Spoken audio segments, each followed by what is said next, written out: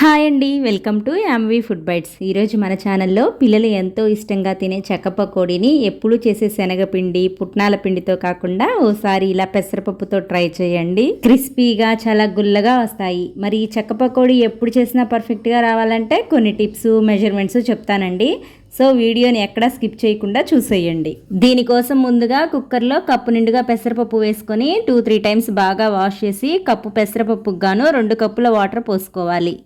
ఇప్పుడు కుక్కర్ మూత పెట్టి మీడియం ఫ్లేమ్ మీద 3 విజిల్స్ వచ్చే వరకు ఉంచాలి. ఈ పప్పు ఉడికి ప్రెషర్ పోయేలోపు చెక్క పకోడీ రుచిని పెంచే పచ్చికారం కోసము ఇక్కడ నేను 10 కారం గల పచ్చిమిర్చి తీసుకున్నానండి. 2 అంగుళాల అల్లం ముక్క తీసుకొని వీటిని మిక్సర్ జార్లో ఈ విధంగా ముక్కలు కట్ చేసి వేసుకొని ఓసారి కోర్సుగా బ్లెండ్ చేసి మరలా కొద్దిగా వాటర్ వేసుకొని మెత్తని పేస్ట్లా మిక్సీ పట్టి పక్కనుంచండి. ఈలోపు మనకి పప్పు కూడా చక్కగా ఉడికిపోయింది. ఇక్కడ చూడండి, మనం వేసిన 2 కప్స్ వాటరు పప్పు అడుగు పట్టకుండా సరిగ్గా సరిపోయాయి. ఇప్పుడు ఈ పప్పుని గరిటెతో కానీ లేదా చల్లారిన తర్వాత మిక్సర్ జార్లో కానీ వేసుకొని పేస్ట్లా చేసుకున్న తర్వాత మనం పిండి కలుపుకోవడానికి వీలుగా ఉండే గిన్నెలో ఈ పెసరపప్పు మొత్తాన్ని వేసుకొని కుక్కర్లో ఓ టీ గ్లాస్ వరకు వాటర్ పోసి కుక్కర్ అడుగున పప్పు ఏమైనా ఉంటే ఒకసారి తొలిపి ఈ పప్పులో వేసుకోండి.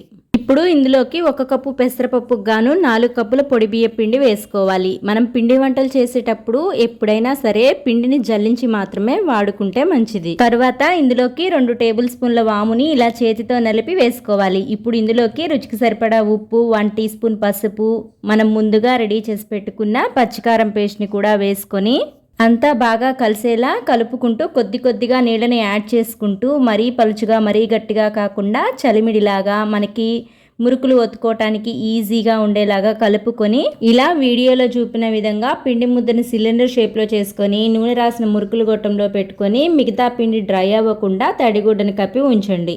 ఇప్పుడు వెడల్పు లోతు ఎక్కువగా ఉండే బాండీలో డీప్ ఫ్రైకి సరిపడా ఆయిల్ పెట్టుకొని ఆయిల్ని మరీ పొగలు వచ్చేంత వేడి కాకుండా మీడియం ఫ్లేమ్లో హీట్ అయిన తర్వాత సిమ్లో ఉంచి మాత్రమే మురుకుల్ని చుట్టుకోవాలి. సిమ్లో ఉంచి మాత్రమే ఎందుకు రిబ్బన్ పకోడీ చుట్టుకోమన్నానంటే మనకి చేతికి సెక తగలకుండా అలాగే ఆయిల్ పొంగిపోకుండా ఉంటుంది.